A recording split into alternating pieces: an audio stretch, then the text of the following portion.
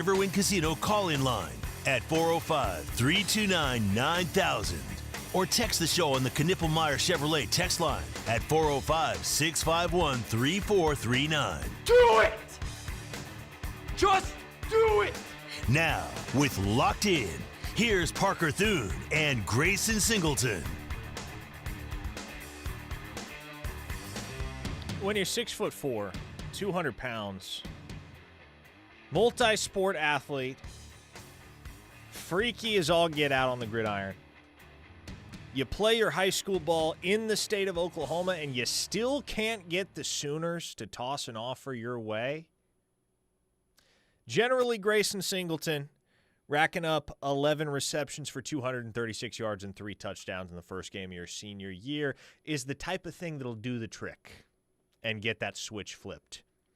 And so it is for Oklahoma's latest offer in the 2026 class. He's a guy we've talked about for months and months and months. Xavier Okwuefuluweze out of Rejoice Christian up in Owasso. Picked up the OU offer earlier today. And if I can just go ahead and hazard a prediction right here off the bat on these here airwaves, I would wager that Xavier Okwuefuluweze is Oklahoma's next commit in the 2026 cycle. That would be the second wide receiver pickup for this program. He would obviously join Daniel Odom, the longtime 4-star wide receiver pledge from the state of California. But, pretty simple at this point. All OU's got to do is win a heads-up battle with Oklahoma State for Xavier Okwuefuluweze's commitment. And I like the Sooners to do just that. But better late than never. How about that? Yeah, better late than never. You know, this was one that the Sooners could afford to win. And I'm so excited, man, because I've been so high on this kid for so long.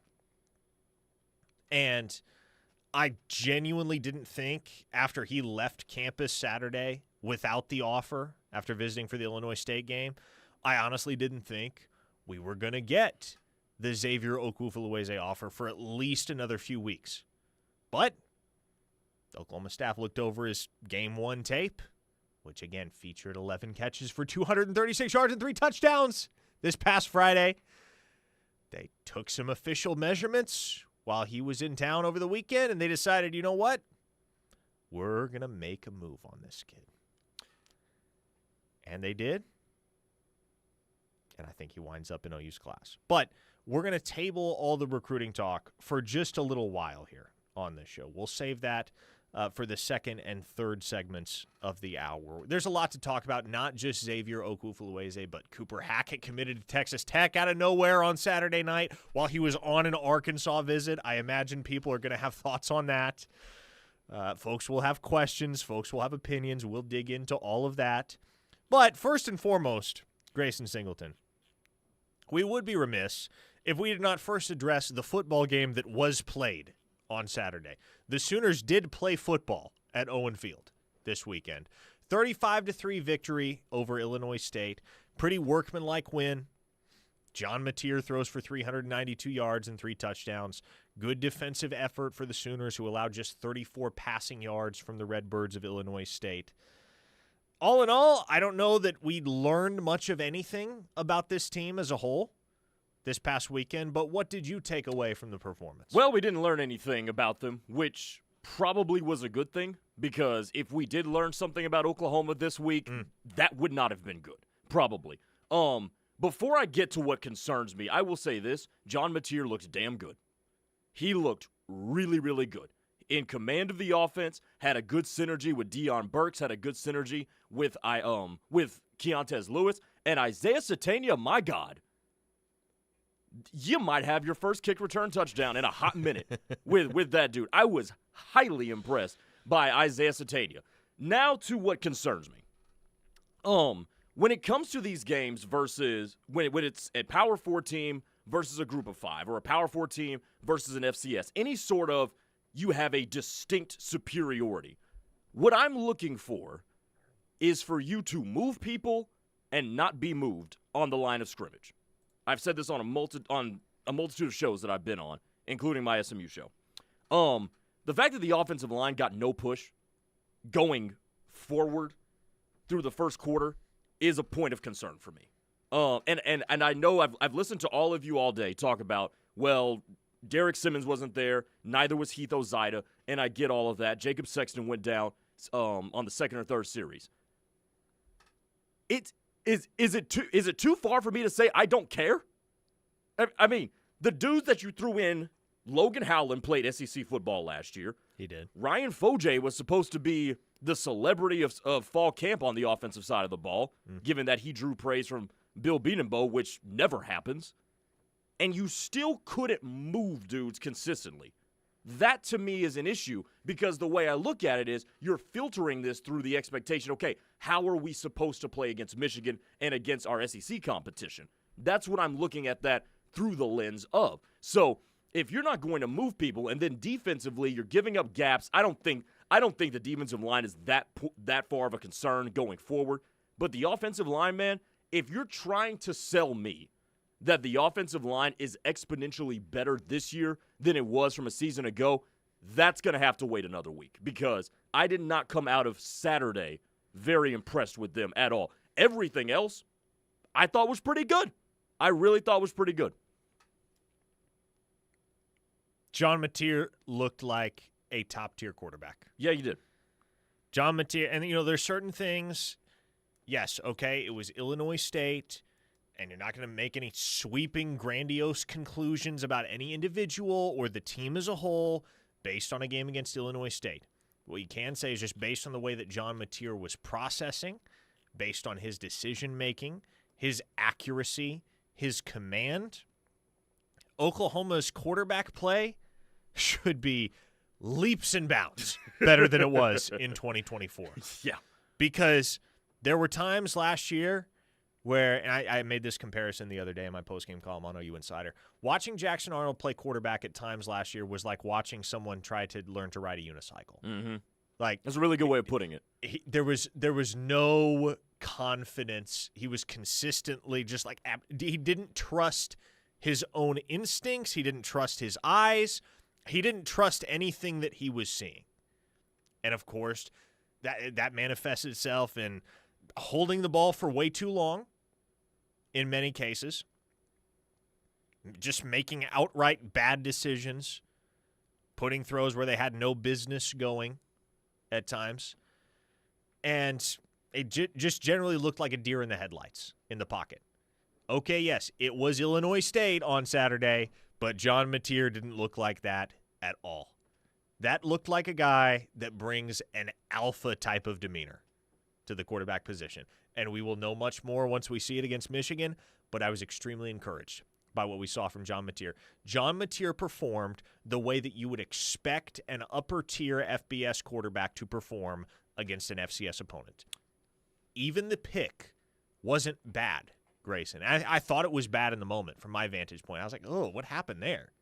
You go back and look at the tape, and I don't want to lay it solely at the feet of Mateer, nor do I want to lay it solely at the feet of Deion Burks. I think there's a little bit of fault on both sides, but he actually puts it in a spot in the zone where if Burks' head is around and he reacts to that ball on time, then it's a catch. And he got his hands up a little late, and it went through his hands, and it wound up right in the breadbasket of an Illinois State defender. No need to worry about that. Yeah, small things. Yeah. If that's the biggest mistake that John Mateer made on Saturday, once again, I don't feel the need to dwell on it for too terribly long at all. Let me point this out about Mateer, too. And I don't know if you've talked about this or Steely or anybody else so far. Did you notice how crisp he looked playing on time? Yes. On time, on schedule. I mean, it was very crisp. Now, I will say this. Illinois State offered no resistance from their secondary. That secondary looked terrible. And even John talked about it after the game. He's like, yeah, they were playing a bunch of too high. We knew we just had to navigate a bunch of linebackers in the middle, yada, yada, yada. Pretty basic stuff. But when you have a quarterback who's a gunslinger like that, but also sometimes can make things happen with his legs and run around and sort of stuff like that, you start to fall into the Shedeur Sanders type of thing where just being on time and playing on schedule can be a problem. That was not the case for John Mateer. Now, another conspicuous difference between the John Mateer sample size so far in 2025 and what we saw last year from Oklahoma's quarterbacks, most notably Jackson Arnold, was, man, the dude trusts his receivers to go make plays. And certainly it's easier to do that when you have receivers that aren't a bunch of 5'8" dudes running routes out there, which was kind of the case for most of last season for Jackson Arnold. So in that sense, it's easier on John Mateer to be able to make throws that demonstrate that level of trust. But I love a quarterback who's just going to lay it out there and believe that his guy is better than the guy he's lined up against, put it in a spot where only he can get it, and trust him to go get it. We saw that time and again on Saturday.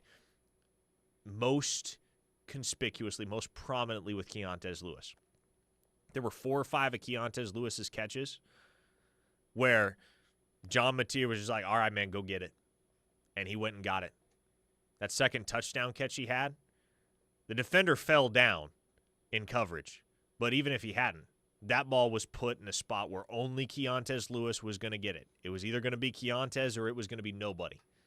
And Mateer put it on a line to the spot, and Keontez Lewis went and made an athletic catch, which is something that I didn't realize. I haven't seen that from an Oklahoma wide receiver in quite some time. Like that type of catch, it's such a rudimentary thing on a football field in the grand scheme, right? But like, we didn't see catches like that last year. Not only that one, but the catch he made where he drew a pass interference penalty along the sideline and still came down with the ball, or Deion Burks' one-handed snag down the sideline, where, again, like John Mateer just puts it beautifully in a spot where his guy is the only guy with a chance to make a play on it, and Deion Burks comes down with it. But, man, just seeing how decisive he was with the football, knowing where he could go, knowing where he wanted to go, and knowing when to go there. My favorite play of the night, I mentioned this in the 12 o'clock hour. It's Keontez Lewis's first touchdown catch, where the concept is on the backside, you just have an out route from Will Huggins. And on the front side, though, you have Xavier Robinson helping out as a blocker, and it's a block and release route where he releases into the flat. But the primary concept is up the middle, you've got Deion Burks in the slot going on a skinny post route, and he's kind of the clear out guy. And then out wide, you have Keontez Lewis running a crosser, a deep crosser. And so there's a split second in time based on that play design where Burks clearing out diverts the safety's attention as Lewis comes underneath him. Yeah. And it's in that split second where the ball has to be there. And if you time it right, you're on target with the throw, your guy catches the football and waltzes into the end zone. And that's exactly what happened. John Mateer delivered that ball exactly when and where it needed to be for Keontez Lewis to make that catch uncontested and saunter into the end zone. It was beautiful execution. What did you think of the defense? And I asked that question in the vein of, I know they're going to be good, but did yesterday or Saturday say like, oh, this unit's going to be great? Because I saw a lot of good things. Kendall Daniels looked very good. I liked Kendall Daniels. I liked Peyton Bowen lighting up people. That defensive line, though, while it was fine, it was okay. Like, it did what it needed to do. But when I look at it, going up against SEC offensive lines and SEC offenses, I wasn't sold that this year's unit is going to be excellent, is going to be great. Let me say that. They'll be excellent. But I wasn't sold that they're going to be great based on Saturday. I just, that's the one position group where regardless of what my eyes tell me in week one, I just refuse to put too much stock into their performance because those are all the same guys that were playing for Oklahoma last year. Right. All the guys that we're seeing substantial, with the exception of Marvin Jones, who comes in to play Ethan Downs' old role. But, the crux of that defensive line, the nucleus is the exact same. It's R. Mason Thomas, Jaden Jackson, Dominic Williams, Grayson Halton. We know those dudes can play high-level football. And so if you just want to chalk it up to, and, you never like to use the words lack of effort, but, if those guys were just kind of given 80% against Illinois State, I understand it, if they're trying to keep some stuff in the tank for Michigan, I get it, man. Sure. So, yeah, I refuse to worry at this point about Oklahoma's defensive line. What I love to see is the back end of that defense, especially when you're talking about the next generation, guys like Reggie Powers and Cortland Guillory. Cortland Guillory looked pretty hello. solid. Cortland Guillory looked pretty solid. I'm not going to lie to you. You got something there with that kid. What do you think's going to happen with that corner rotation once Eli Bowen's healthy? I think Eli Bowen goes right back to starting opposite Gentry Williams. And look, I say this as the founding member of the Cortland Guillory hype train, right? He's still going to play a lot. You're going to play 4 cornerbacks minimum in the SEC. So all those guys, whichever 4 emerge at the top of the depth chart, which I would say right now you're probably looking at Bowen, Guillory, Gentry Williams, Davon Jordan. Okay. All those guys are going to play at least 30, 35 snaps a game would be my expectation, or thereabouts. So there's going to be substantial roles for every single one of them, but I would say your principal starters, once Bowen is healthy again, it's Bowen and Gentry Williams, as it should be, I think. Slim Brady on the text line, 405-651-3439, said, thought the linebackers were worse than the D-line. And the reason I didn't bring up the linebackers there is because I really still can't figure out what I thought of it. I thought Omasigo was kind of running around a little bit. And the reason I bring that up is because what have we talked about with this defense all offseason? What are they going to look like minus Danny Stutzman? And I think when the first time we saw them without Danny Stutzman was the Navy game. And there were some lapses. And I feel like some of the same happened again on Saturday, which is why I'm reserving this defense is going to be great for a later date. Because minus Danny Stutzman, first glance at it, looked like there were some things that could be exploited by better teams. In years past, non-conference play, especially against lesser opponents, at least on the defensive side of the ball, what you've seen from Oklahoma is you've seen a coverage bust or two. You've seen issues in the back end. That did not happen. So that was the one thing. That was kind of the one thing I didn't want to see on Saturday, and there wasn't any of that, right? There were no lapses on the back end. The lapses that you saw were in run defense, and I think that's far more fixable, right? If you're experiencing coverage busts or guys getting beat against, Illinois State, Temple, UTEP, whoever it may be, that generally doesn't set a very encouraging tone for the season that lies ahead. So, given that Oklahoma averted such issues on Saturday, I felt like they checked the one box that I wanted checked defensively going up against a team like Illinois State. Just don't have any major lapses and busts in coverage. So we'll see what it looks like against Michigan, man. For the most part, I don't really know what we know and what we don't about this Oklahoma defense. Going up against Michigan will tell us a lot more. Okay, folks, 405-651-3439. We'll field more of your questions on the Knippelmeyer Chevrolet text line on the other side. We'll also dig into some of the more prominent recruiting storylines of the week on the Oklahoma recruiting trail. Keep it here on the Ref. The home of Sooner fans, you're listening to Locked In.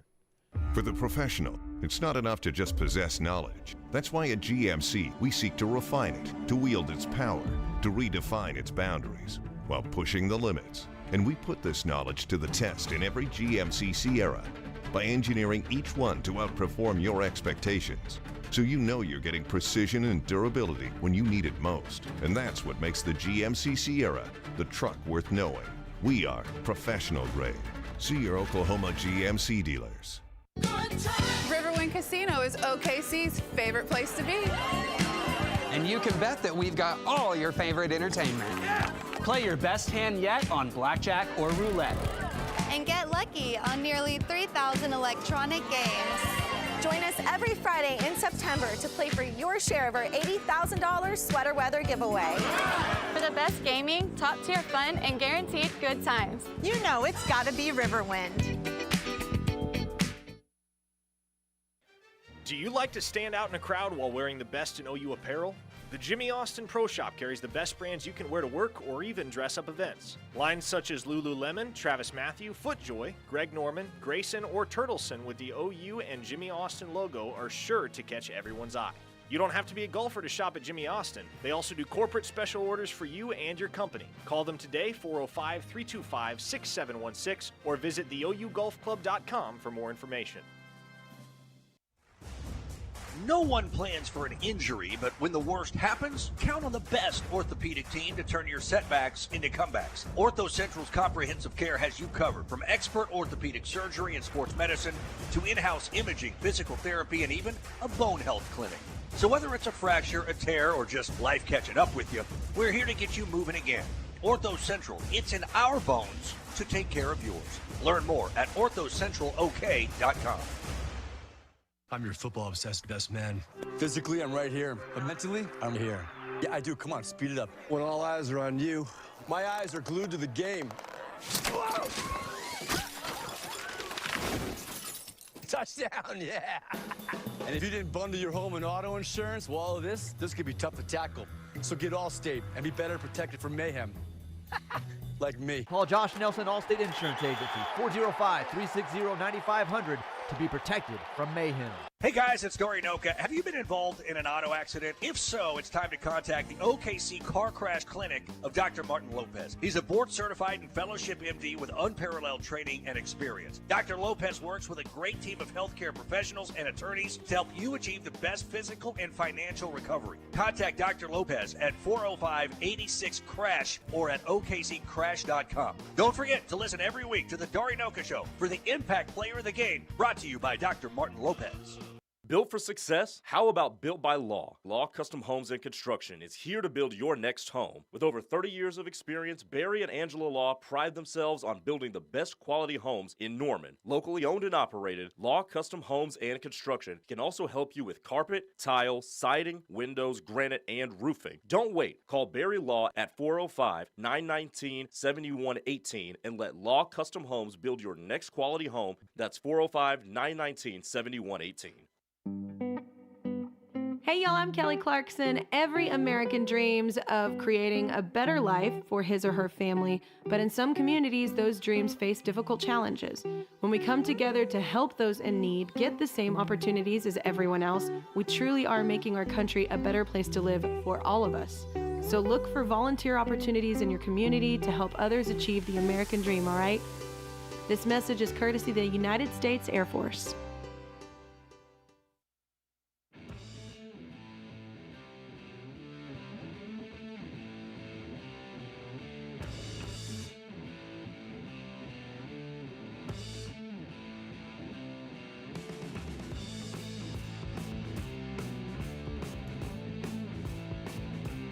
You know, one of the storylines, one of the most discussed storylines of the 2026 recruiting cycle has been this, Grayson Singleton.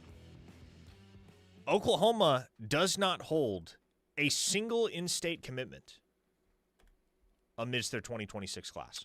Yep. Not a single commitment from an in-state prospect. The Sooners have 18 recruits committed in the 2026 cycle. None of them hail from the state of Oklahoma.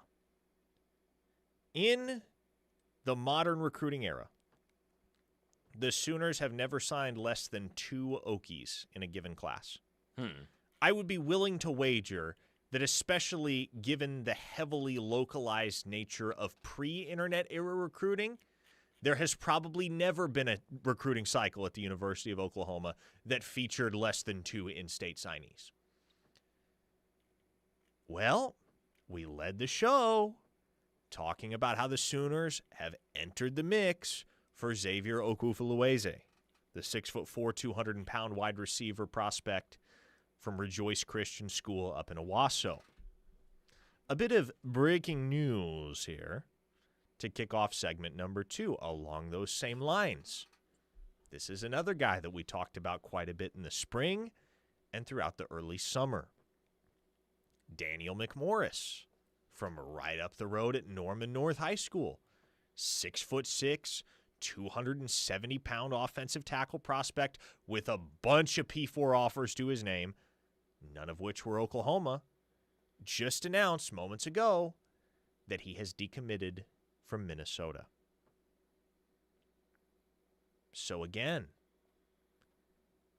there's potential here that Oklahoma, although they waited forever to make something happen with an in-state kid, like there's a very real path at this point for Oklahoma to sign multiple in-state prospects and continue that trend that has held for decades upon decades now.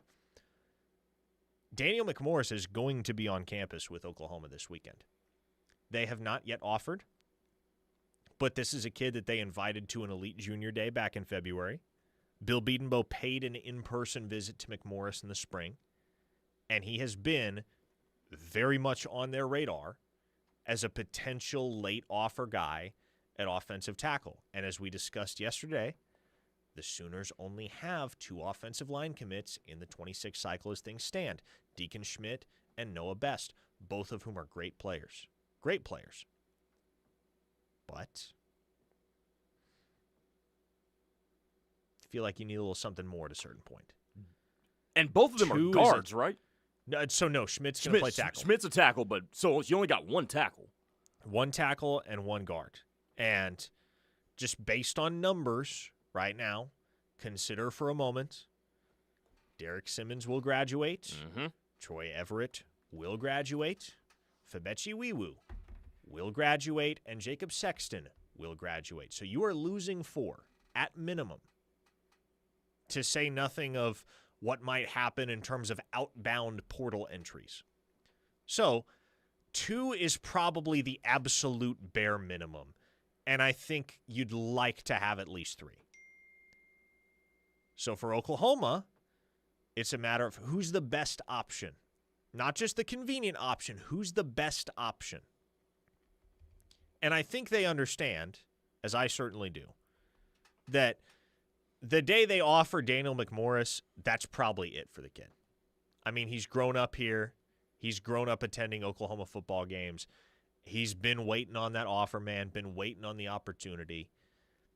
The second that you are convinced Daniel McMorris is indeed the best option for you at offensive tackle, you're pretty much done at that point, because you extend him the offer, he commits, it's as simple as that. Not a whole lot of thought required.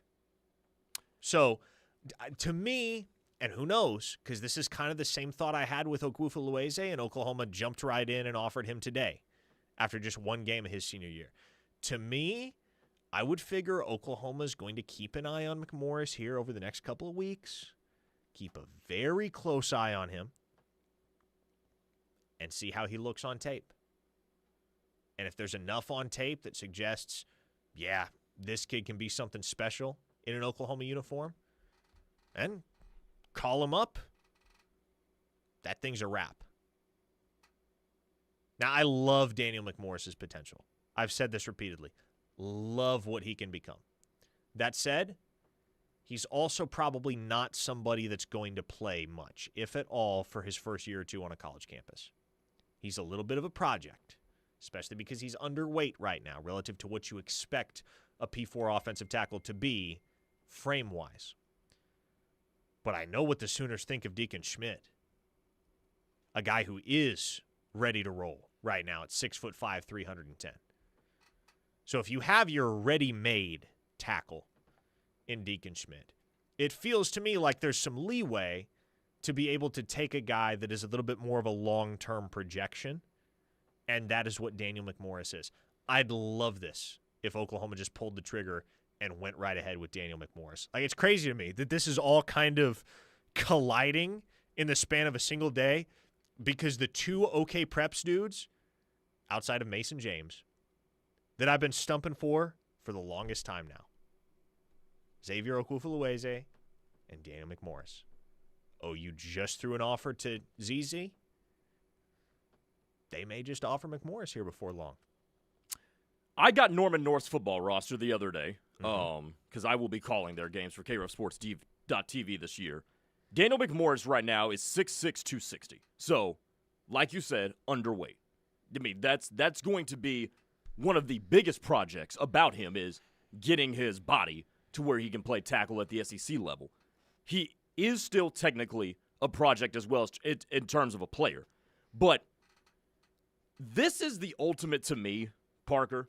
This is the ultimate, we can get in this game whenever we want to, and we're going to come out on top. Now, it is intriguing to me that McMorris decommitted from Minnesota before he was ever thrown an offer by Oklahoma. So I am curious to see, okay, who else is in the picture or who else is rising up the mind's eye of Daniel McMorris, given just the timeline doesn't really match up with Oklahoma throwing him the offer.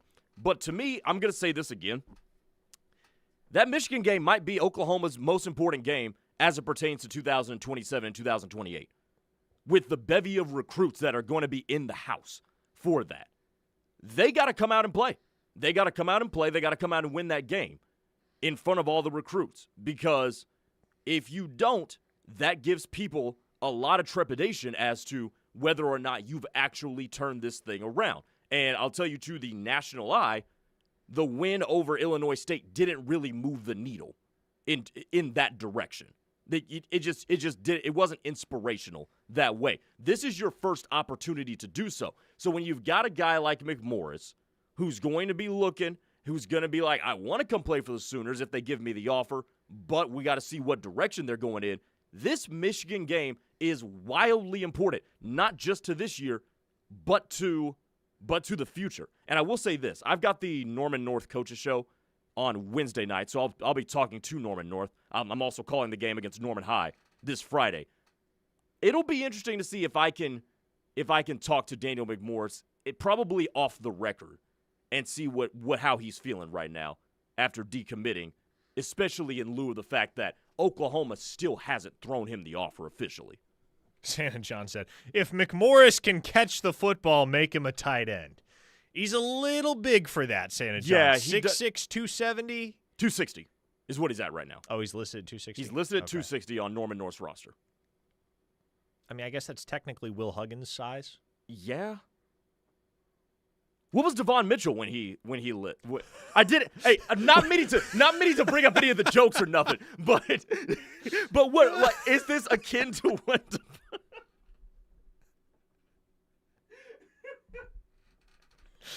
My bad. He really said, "Yep, let's bring Devon Mitchell into this conversation." We brought up sizes of people who could potentially play tight end, man. The Golden Corral jokes will never die on the Knippelmeyer Chevrolet text line. God almighty. Oh, man. My bad. Blue Sooner says, it's called tampering, Grayson. That's the coincidence of the timing, LOL. It's not tampering, at least when you're dealing with recruits. Yeah, I mean, hey, till they sign on the dotted line, it's anybody's game. That's just called recruiting. And Texas Tech, Texas Tech is another school that's right there in the mix for Daniel McMorris. They've continued to press ever since the early spring, if I recall correctly. Even after he committed to Minnesota, the Red Raiders have been on him. So how about that, man? Who would have figured? Who would have figured that in the year of our Lord 2025, Oklahoma, and I guess they're not technically battling with Texas Tech for Daniel McMorris, at least not until they officially offer, but who would have thought that the number one tackle within state lines in the 2026 class and the number one tackle within state lines in the 2027 class would both be heavily considering Oklahoma and Texas Tech of all schools? And yes, let's turn the page to Cooper Hackett, because he did verbally pledge to the Red Raiders this past Saturday, while he was on a visit to Arkansas, mind you. What were your immediate thoughts there, Grayson? What was your reaction when you found out Cooper Hackett is a Red Raider? I almost texted you to figure out what the hell is going on here. I mean, look, I'm sick of the whole, well, they're just paying everybody a bunch of money. Like, cool. Like, if somebody offered you a job and then somebody offered you a bunch more money to do the same job, you'd probably go over there. I'm done with that nonsense. But how did this come about to where you are so confident he ends up at Oklahoma, then he goes and commits to Texas Tech, and then you come on the air in the 1 o'clock hour and still say, yeah, he's still going to be a Sooner? Are we treating this like the Tristan Keys commitment to LSU, which obviously he flipped to Tennessee? Yes. Is that how we're going to treat this? Yes. Going forward? Yes, 1,000%. Because I promise you, that verbal commitment to Texas Tech, it has not changed my opinion at all on where Hackett's recruitment lands when it comes time for him to put pen to paper. And there are many others across the industry and close to the OU program that feel the exact same way. Now, I don't want I don't want to say anything that I probably shouldn't say about this situation. So I'm going to word this carefully. I'm going to do my best to word this carefully. First off, let's start with this. Cooper Hackett is still going to be in Norman this weekend for the OU-Michigan game. He is going to take a variety of visits between now and his eventual signing. I guess we can't say commitment since he is, for the moment, technically committed to Texas Tech. He's going to continue taking visits. Heck, I was told last week that Tulsa expects him on campus later this month. Yes, the University of Tulsa. Huh? Yes. And look, this is just kind of in keeping with the guy that Hackett is. Like, he's a very polite kid, really nice guy. I think to a certain extent, he's going to struggle to tell people no throughout the process. You know, like, what other 5-star is taking a weekend to go spend a game day at Tulsa? In Tulsa. Right? But, like, he values relationships, and he honors them with the people that go out of their way to build them with him. And so there are reasons why this verbal commitment to Texas Tech happened when it did. But what ought to be understood right now is that it's not going to impact his plans moving forward as to the visits he takes and the schools he considers. The conversations are going to remain ongoing with the OU staff and other staffs. This is,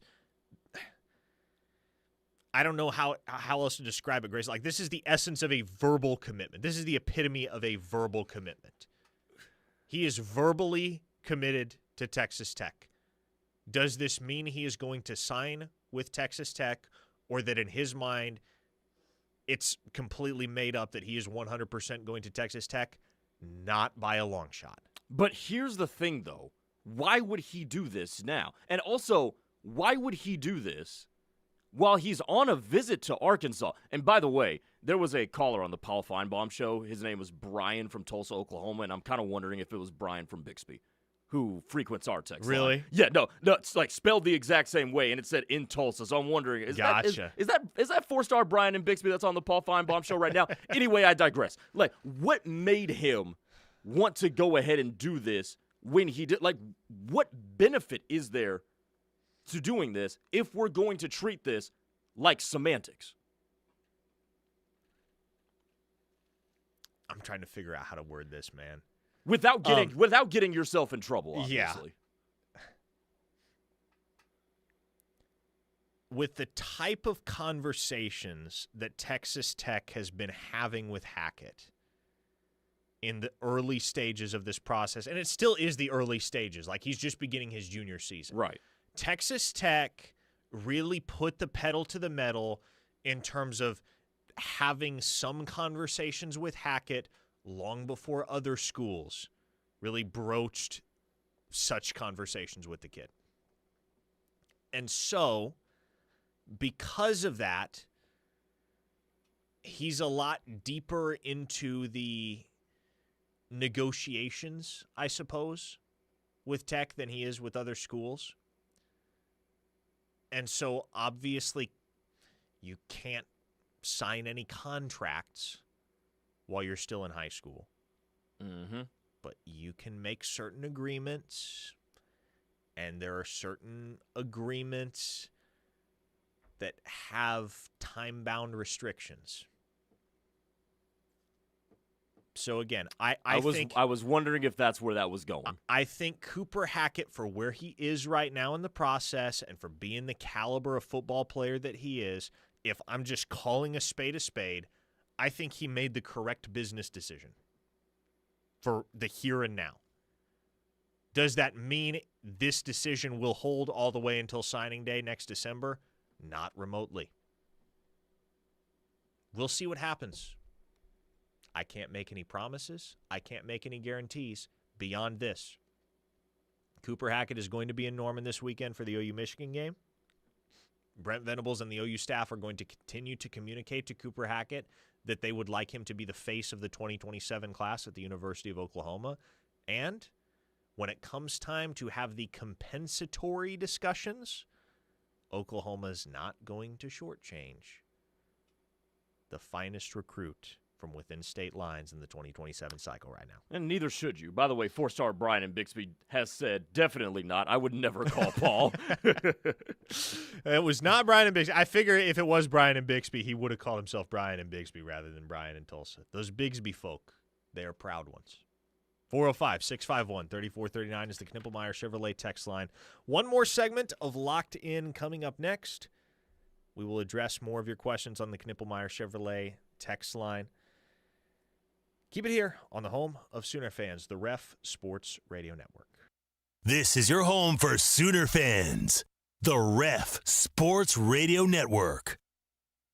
Mike Steele here for Lasher Home Comfort Systems, your trusted home comfort experts in the Oklahoma City metro area. Tim Lasher and his team have more than 130 years of combined experience. They recognize a significant number of homeowners live with inadequate home comfort systems. They specialize in diagnosing your home system issues while providing more efficiency and reducing your utility costs. As an authorized dealer of American Standard, Tim can service your residence or business. Call Tim and his team at 405-579-3113. Lasher Home Comfort Systems. Did the recent storms damage your home and roof? Call All American Roofing today. All American Roofing has been repairing and replacing roofs for over 40 years and is a second-generation locally owned roofing company. They are also a Google guaranteed contractor and offer free inspections. Our roofers are GAF Master Elite contractors with a BBB A+ rating. Call All American Roofing today at 405-787-0400. All American Roofing, the best roofing company in Oklahoma. 405-787-0400.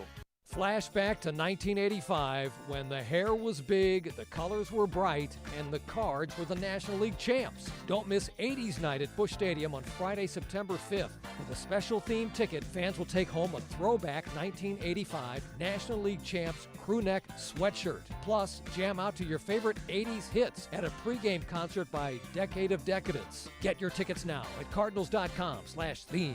This is Willie McGee, St. Louis Cardinals for the Loop. Support United Way of Norman and local businesses by shopping United on September 10th. Shop United is a powerful way to bring our community together. On this day, local businesses across Norman will donate a portion of their sales to United Way of Norman, supporting vital programs in our community. Shop with a purpose on September 10th at such businesses as Cayman's, Christmas Expression, Cadoodles, Mitchell's Jewelry, Norman Stamp and Seal, Sooner Bowling, and Wonder House Design and Consign, plus many others. Check out the United Way of Norman on Facebook or their website for a complete list of participating businesses. You are deeply in love and you want to get married. Obviously, you're going to need an engagement ring, and you may be exploring online the multitude of choices that you have available. You don't really want to ask your friends for advice because you don't want to divulge your secret. So who do you turn to? I'm Tim Lewis, and my brother and I started Lewis Jewelers more than 48 years ago, and we still own it today. But did you know that most of the corporate jewelry stores are owned by only one or two companies? For instance, Zales, Gordon's, Diamonds Direct, Jarrett's, Kay's, James Allen, Blue Nile, and many others are all owned by one large company. So if you think you're actually shopping around, you are not. To get a truly better value, you need to compare us at Lewis Jewelers. The big boys simply have more money to spend on advertising so that you won't compare us at Lewis Jewelers. Visit us at Lewis Jewelers on I-35 and more. Then you'll be glad to tell your friends. It came from Lewis Jewelers. Children are the greatest joy and our best hope for a better future. Friends, they are the future. But did you know that millions of kids are facing hunger every day? Food is not just food. It's energy, health, confidence, hope, and even love. Yes, love. Thank you! Learn more about how No Kid Hungry is helping end child hunger in America at helpnokidhungry.org. My mom is a veteran and she was injured in the line of duty. I hurt my leg in a training accident when she was only 2 years old. She had 7 different surgeries over the span of 9 years, and there were tons of complications. I'm doing much better now. I may have lost my leg, but I've gained so much. I got my joy back. We got our mom back, thanks to DAV. Every year, DAV helps more than 1 million veterans like Sandy get the health and disability benefits they've earned. My victory is getting my life back. Support more victories for veterans. Go to DAV.org.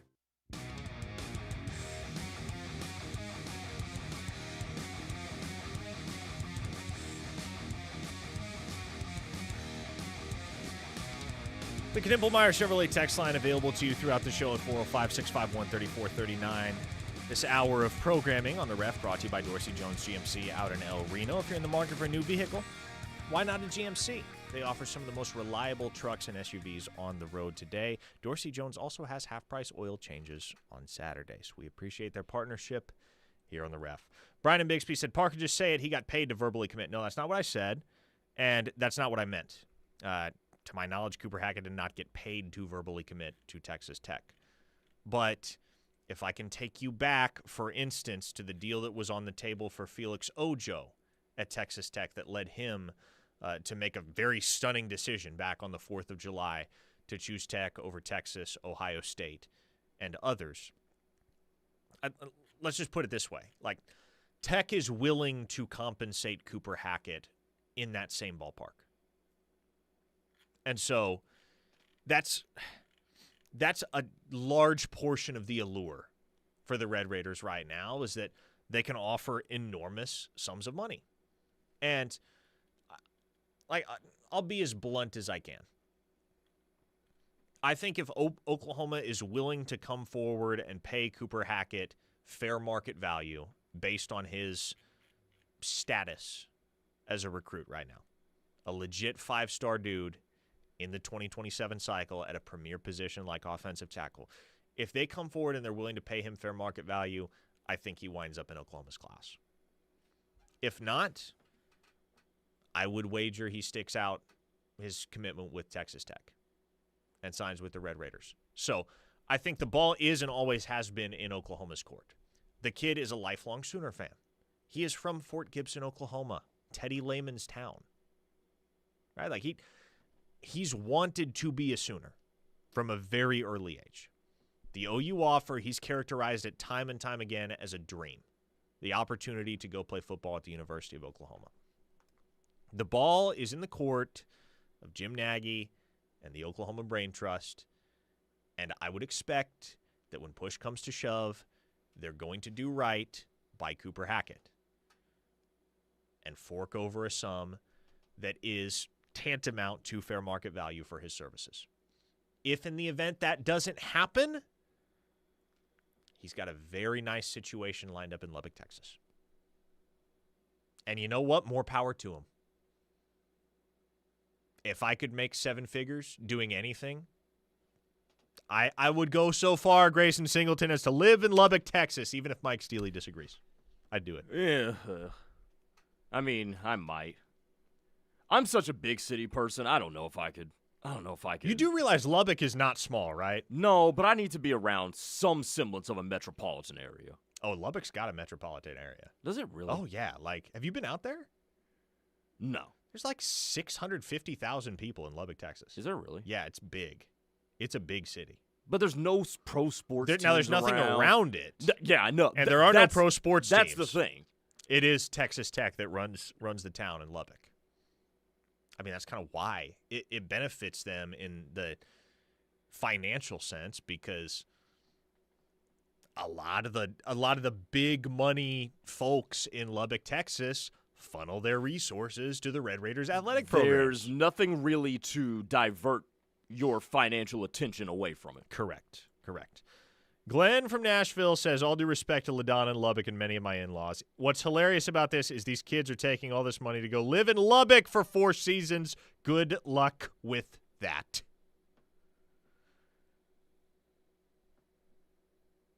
I don't love Lubbock, Texas. I don't. Would I live there for a 7-figure salary? Yeah, I would. There are probably worse places to live with a 7-figure salary. Brian and Bixby says Lubbock is 272K population. Is it really? Was I just that wrong? Why on earth was I that wrong about the size of Lubbock, Texas? I thought Lubbock was like getting huge. But no, you're right. 272. Okay, so I'm an idiot. That's what we learned in this segment. Yeah, now everybody's texting in. Lubbock is only 272K. No way Lubbock has a population of 600K. Yeah, okay. That did seem a little bit much to me. I'm not going to lie. Way off. Swing and a miss on my part. My B, folks. 405-651-3439 is the Knippelmeyer Chevrolet text line. Huge visit weekend coming up for Oklahoma against Michigan. We're going to talk about it all week. Cooper Hackett is coming to town. Daniel McMorris is coming to town. We'll see if Oklahoma offers. Peyton Houston is coming to town. Jalen Brewster is coming to town. A bevy of additional blue chippers in the 26, 27, and 28 classes are all coming to town.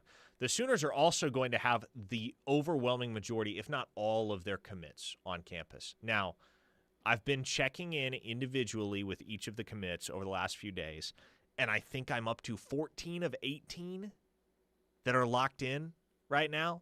Like, no question about it, locked in, gonna be in Norman on Saturday evening for the game.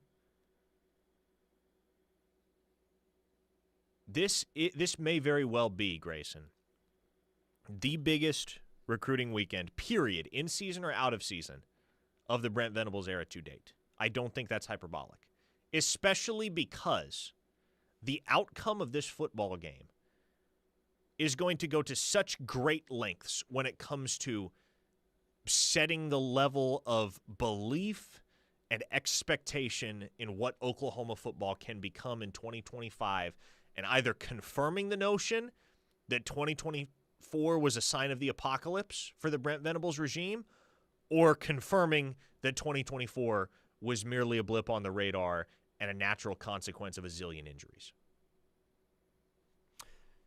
Look, I said it, 15 minutes ago? Maybe 20 minutes ago? This is the most important game as it pertains to the future of Oklahoma.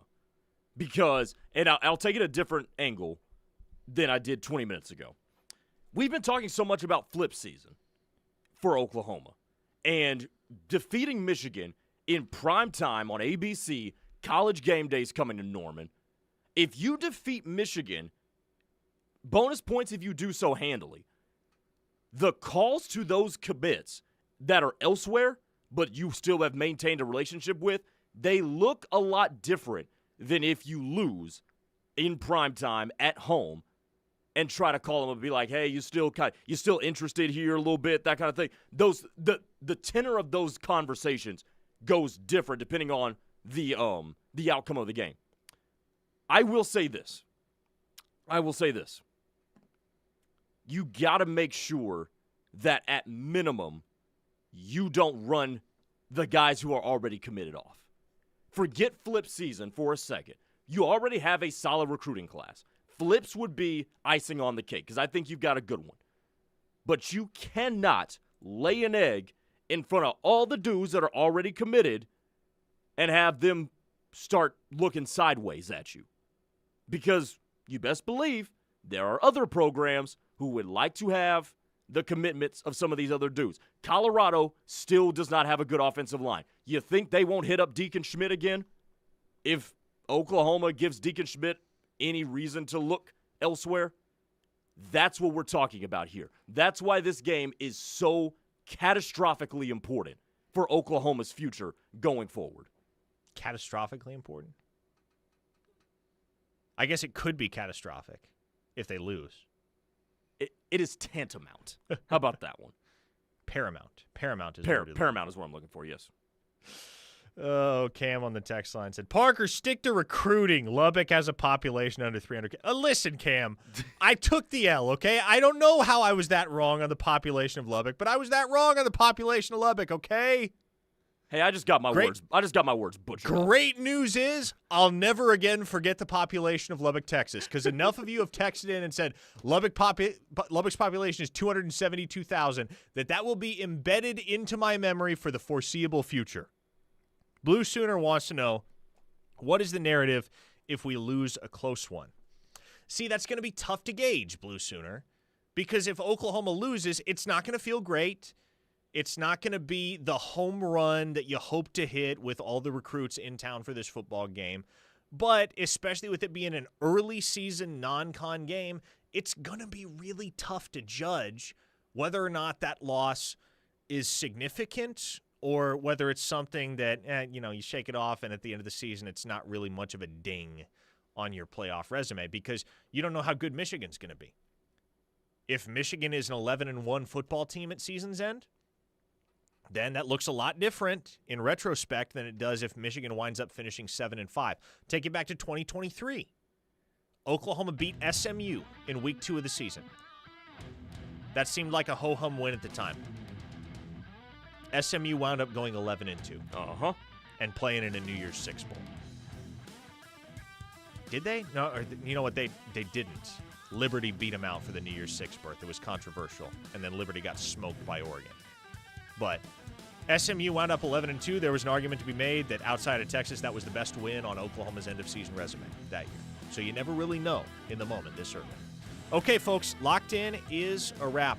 Tyler McComas and Teddy Lehman, two men that absolutely do know the population of Lubbock, Texas, are going to hit your radio airwaves coming up next.